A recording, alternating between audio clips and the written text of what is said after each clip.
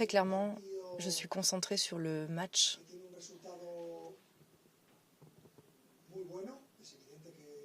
Donc sur le match aller où il y a eu un très bon résultat. On n'imaginait pas forcément ce résultat avant de jouer le match. Mais une fois que tu analyses le match à venir, le match retour, ça présente des complications parce que Brest, ces 2 dernières saisons, est déjà remonté 2 fois de 2 buts. On gagnait chez eux avec 2 buts d'écart et ils ont fait match nul. Mais Brest est une équipe très bien construite, qui travaille bien et qui a des qualités. Avec cette capacité qu'ils ont de jouer de longs ballons et cette capacité à récupérer les seconds ballons avec Ajorc et avec le milieu de terrain, c'est une équipe qui peut nous créer véritablement des difficultés. Donc on pense à ce match, on oublie le résultat du match aller. Il est là bien sûr et c'est quelque chose de très positif, mais notre objectif part exclusivement de l'idée de gagner le match de demain. C'est le seul objectif que nous ayons.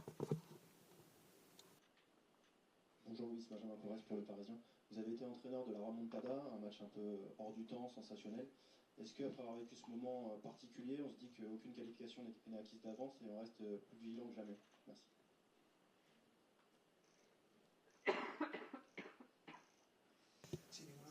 Sans aucun doute. C'est un match piège justement. Malgré ce résultat très bon, notre travail consiste à poser ce match dès le départ comme une victoire obligatoire. Je pense que l'ambiance demain sera comme d'habitude au Parc des Princes, une ambiance de soutien absolu. Et donc nous, dès la première minute du match, nous nous lancerons dans ce match sans aucun calcul. Il n'y a rien à défendre, on doit juste penser à attaquer et défendre d'une façon totale et avec une immense intensité. Bonjour coach, Arthur Perrault RMC. Dans le prolongement de la question de mon confrère, est-ce que vous avez déjà été aussi détendu avant un match retour de Ligue des Champions? Merci.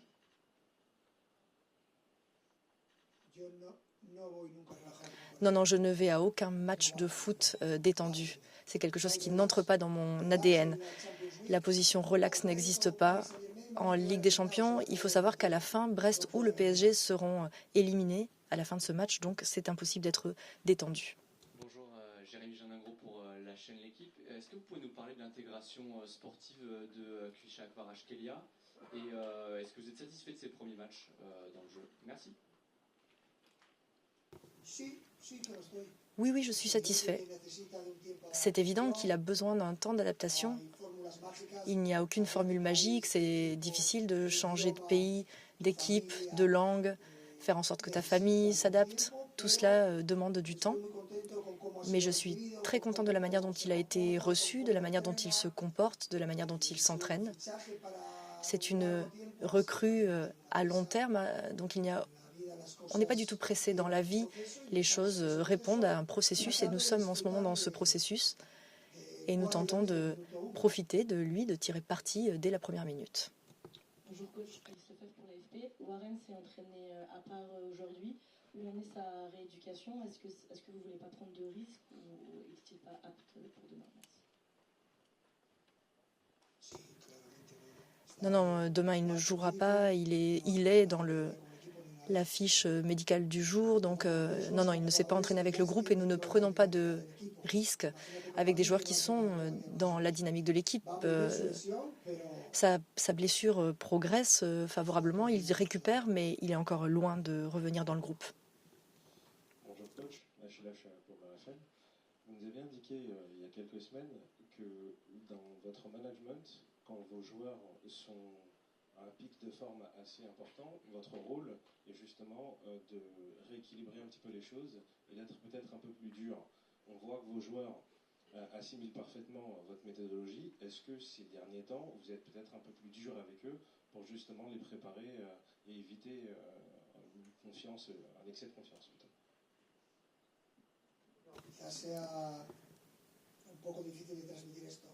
C'est peut-être un peu difficile de transmettre cette idée, mais ce que j'essaie de faire, c'est d'équilibrer ce qui se passe en dehors du contexte de l'équipe. Moi, les joueurs, je les traite comme d'habitude. Je suis exigeant par nature et mes joueurs sont ambitieux. Ce que j'essaie, c'est d'équilibrer tout ce qui se passe autour. Le début de Barcola, le début de saison, où vous vouliez le placer dans la catégorie des joueurs d'une autre galaxie. Il faut calmer les joueurs pour qu'ils restent concentrés. Et en ce sens-là, Barcola a été très constant, il s'est montré très mûr. Et maintenant, Ousmane Dembélé, qui est très clairement dans un état très agréable. Il s'agit là aussi, maintenir le calme parce qu'on sait que tout cela peut avoir des hauts et des bas et qu'il faut constamment équilibrer.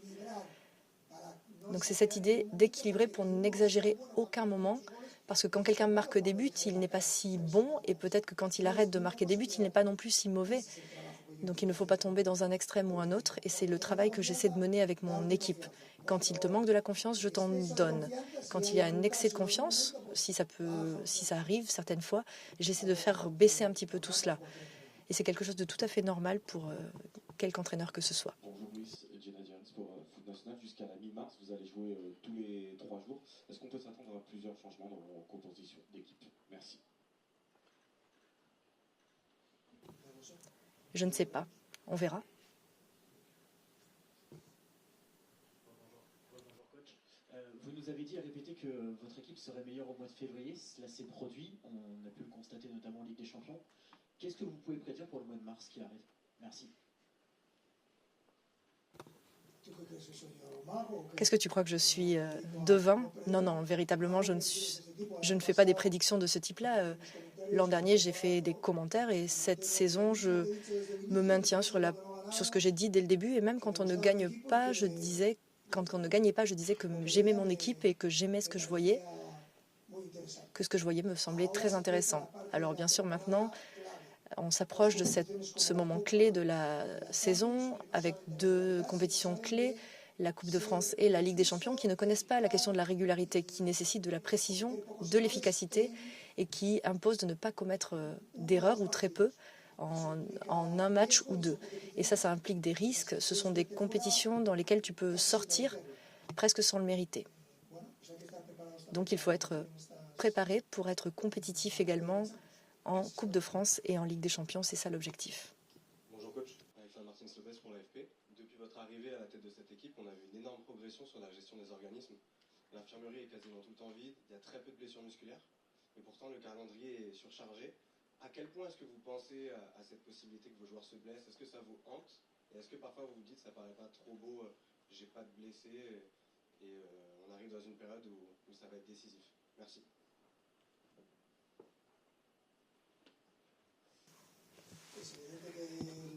C'est évident que les blessures font partie du football et que nous tentons tous de les éviter. Il y en a parfois dans le football de contact, par exemple comme pour Warren qui a reçu un choc. Il y a et Ibrahim aussi. Donc bien sûr, nous sommes entourés de professionnels qui sont là pour aider le joueur et faire en sorte qu'il puisse être compétitif au plus haut niveau en évitant les blessures. Mais il y a des moments où c'est impossible de les éviter. Mais bien sûr, toutes les équipes ont une infrastructure autour du joueur qui pense continuellement à améliorer le repos, l'alimentation, la préparation physique, tout un schéma de prévention des blessures, la charge d'entraînement, la charge de jeu, de match. Et donc ce sont des paramètres qu'il faut gérer et c'est une des choses les plus difficiles. Pour la source parisienne, je vous posais la même question qu'à Fabien Ruiz il y a quelques instants. Dans le foot moderne, on regarde beaucoup les passes décisives, les buts, les gestes techniques. Et vous, en tant que coach, vous voyez les choses différemment. Vous avez dit que Fabien Ruiz était très important pour vous. Est-ce qu'il y a des choses que le grand public ne voit pas et que vous pensez qui peuvent être importantes dans le football? La cohésion, jouer pour l'équipe et peut-être d'autres choses. De la manière dont nous jouons, il ne s'agit pas seulement de mobilité, il s'agit de jouer au football en fonction de tes coéquipiers. Nous bougeons en fonction de l'action qui est en train de se jouer. Il y a bien sûr des patrons qui se répètent, des formules qui se répètent, mais nous ne jouons jamais de façon répétitive. Il y a peu de joueurs qui sont capables de jouer en fonction de leurs coéquipiers. Ce sont des choses qui se voient très peu, mais pour qu'une équipe fonctionne, tu as besoin de ce profil-là de joueurs. Et nous avons beaucoup de joueurs qui répondent à cela au milieu de terrain, et Fabien est bien sûr l'un de ces joueurs qui soit capable de jouer à différents postes et toujours d'avoir des performances de haut niveau. C'est quelque chose qui n'est pas si facile, et donc je suis très contente de l'effectif que j'ai, et très particulièrement de mon milieu de terrain, Je crois qu'ils peuvent encore s'améliorer. C'est notre objectif, continuer de nous améliorer, pas seulement jouer en fonction des autres, mais aussi corriger les autres. Ça, ce serait le chapitre suivant. C'est pas seulement savoir ce que moi je dois faire, mais aussi être capable de corriger quelqu'un qui ne ferait pas bien les choses. Ça, je pense que nos joueurs et particulièrement notre milieu de terrain le fait chaque jour davantage et mieux. Et j'aime ce que je vois. Une question pour Vincent Duluc à l'équipe par rapport à la charge des matchs et la charge des entraînements. Vous faites systématiquement des changements à peu près à l'heure de jeu. Aujourd'hui, on dit que les joueurs jouent trop, mais maintenant il y a droit à 5 remplacements. Est-ce que ça, c'est la solution, justement? Ou est-ce que vous faites ça pour entretenir la concurrence, ou parfois pour gérer les matchs, mais surtout pour la concurrence?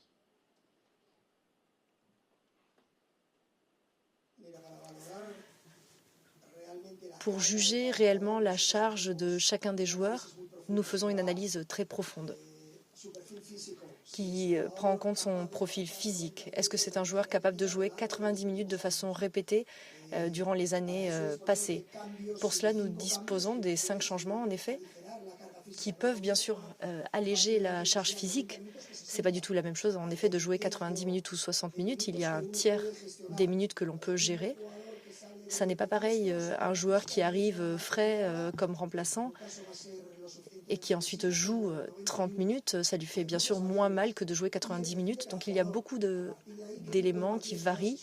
Et ensuite, il faut voir si c'est un match, une double confrontation, ou est-ce que c'est un match qui se déroule où nous maîtrisons dans la partie de terrain adverse, ou si c'est un match très contrôlé. On aime beaucoup faire du turnover et on aime... Une des choses qu'on critique le plus pour nous, c'est pourquoi est-ce qu'on fait autant de changements? Eh bien, c'est parce qu'on veut arriver au mois de mars avec le plus grand nombre de joueurs à notre disposition et avec tous les joueurs qui aient la certitude de pouvoir jouer. Et que tout ne dépende pas d'un seul joueur. Parce que peut-être on va jouer une finale et ce jour-là, le joueur a de la fièvre. Qu'est-ce que tu fais? Tu te mets à pleurer? Non, ce qu'il faut créer, dans le fond, c'est une mentalité d'équipe. C'est l'équipe qui est au-dessus de tous les joueurs. Et tu fais en sorte que cette mentalité se renforce. Et ainsi, tout le monde est prêt pour tous les matchs, quels qu'ils soient. Et donc ça, c'est l'objectif général. Bien sûr, après, il y a des nuances. Il n'y a ni blanc ni noir. Il y a une infinité de nuances de gris. Bonjour, Laurent Fautillier de Ouest France à Brest. Vous parliez de Ludovic Ajorc. Quel autre joueur dans l'effectif brestois vous pourrez vous inquiéter ou sur lequel il faut avoir un point de vigilance?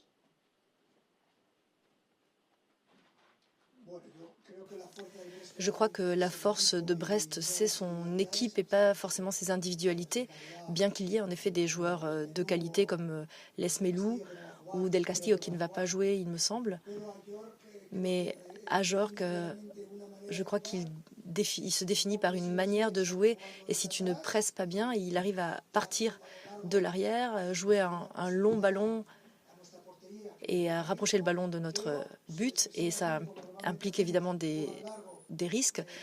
Donc normalement on presse bien, mais Ludovic Ajorc est capable en effet d'arriver dans la profondeur, et avec ces ballons comme ça dans l'axe où ils accumulent 4 attaquants, ça génère un danger évident, et Brest a su créer du danger à chaque fois. Ils n'arrivaient pas forcément à marquer, mais en tout cas ils avaient des véritables occasions, et c'est très difficile de jouer contre Brest. Ça ne sera pas du tout un match facile. Ça implique d'être préparé. Ça implique que dans une compétition brève comme la Ligue des Champions, on ne peut pas penser à autre chose ou penser que les choses sont déjà faites. Donc nous, on va être préparés. Ensuite, l'idée, c'est est-ce que Brest est capable de retourner la situation? Ils l'ont fait quelques fois contre nous, mais notre objectif, c'est que ça n'arrive pas.